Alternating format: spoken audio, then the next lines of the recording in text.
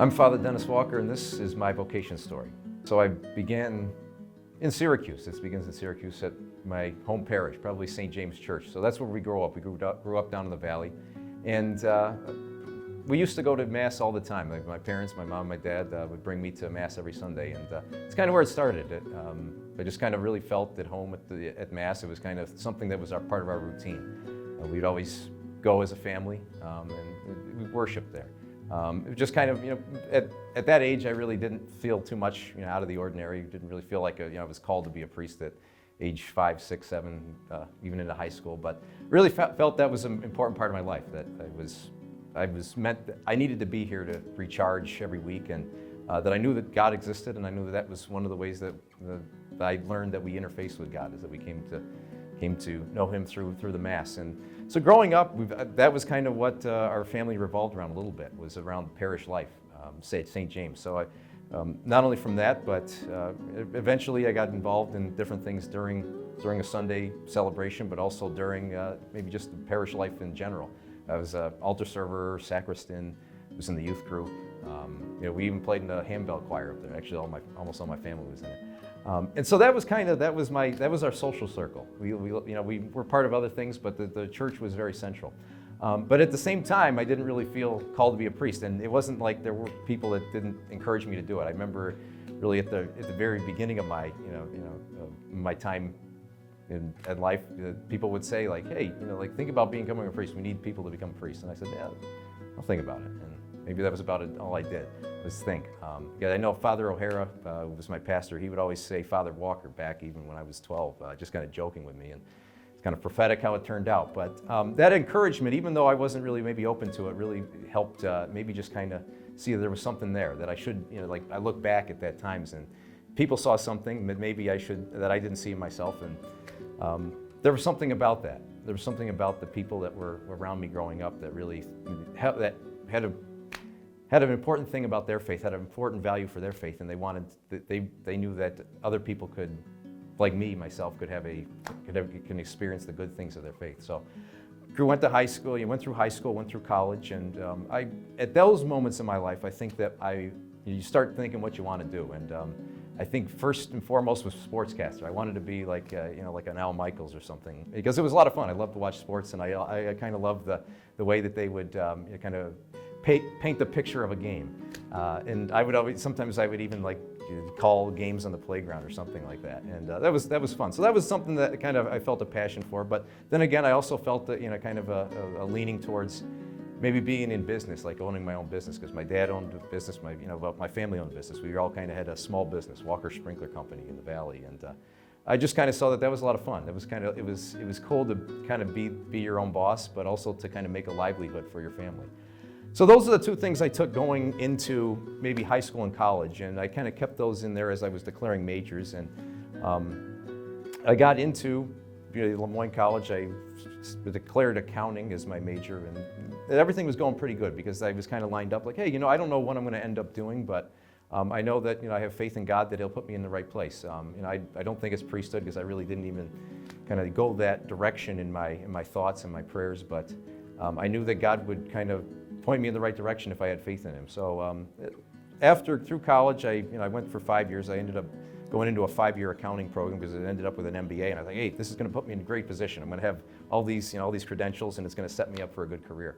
And for the most part, I got out into the working world, and I worked in downtown Syracuse as an auditor, and things were pretty good. It was a good starting job, and first couple of years, you're in there in a position, and just kind of think about what's this going to lead to. And I enjoyed the moment. It wasn't terrible. It wasn't the best job. It wasn't the worst job. But I kind of started to think, I don't know if I can see myself doing this the rest of my life because I just don't see myself doing that. So at that time, I kind of started to think what do I want to do the rest of my life? And it kind of was fortunate that at that time in my home parish at St. James, we had a lot of guys who were in seminary that were either, I grew up with that were now in seminary and they were studying to be priests, or there were seminarians that came in on assignment, like a summer assignment or a year-long assignment. And so that was helpful because that helped me to see guys my own age on the road to priesthood, being seminarians. And so that allowed me to see something that, hey, this could be you. It was kind of like looking in a mirror, seeing these guys in collars and seeing that they were really enjoying what they did. Even in seminary, they were enjoying what they did.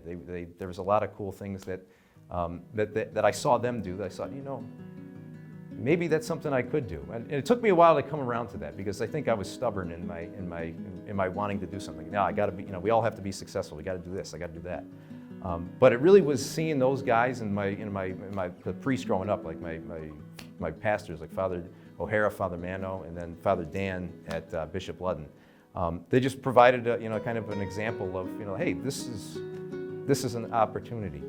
So I think that was kind of where the turning point happened, was when I got in touch with these seminarians. And one of them, my friend Father Pete Tassini, invited me down to visit the seminary, because we went back a ways, and he says, hey, come down and visit me sometime. And that was the first time I went into seminary, and I think that was kind of one of the turning points, because I saw that a seminary isn't this boring place where you just kind of squirreled away and studying all day. There's a lot of fun things going on. Like the classes that I went to and I sat in on were really interesting. Theology, I never really had thought about that before.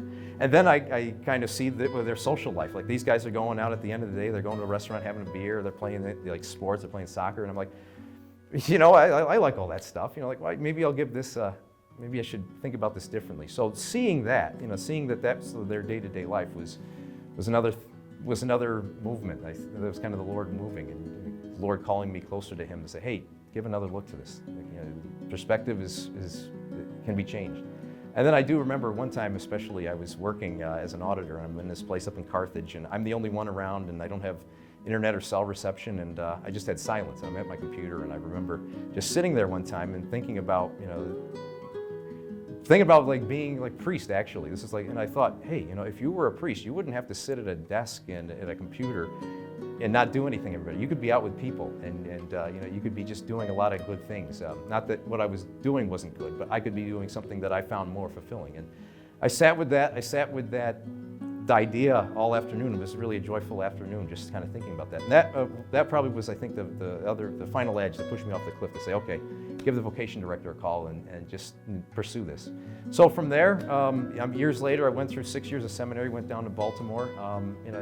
Really enjoyed that, and I felt, throughout that the Lord was calling me, that Jesus was calling me to serve Him in this way. And it's been a great ride ever since. I got ordained in 2021, and I've been a priest for a year and a half. I've been at almost now 7 parishes, 2 different assignments, and as crazy as it all is, it's just every day is an adventure. And I couldn't have picked a better life for myself. That's the great thing. Bishop Barron talks about he calls it the theodrama and the ego drama, and he says that like an ego drama, that's us. We can make our own story, but God's story is a lot better. So I think that's my advice, is that just to see what God's story is for you. There's a lot that He can do. There's a lot He can do with us as believers. So just thinking about that God is good to us. He leads us to help Him, and that I'm really just grateful that He called me to be a priest. And I've had a great year and a half, and I'm looking forward to many, many more years wherever I'm called by the Lord. And my name is Father Dennis Walker, and this is my vocation story.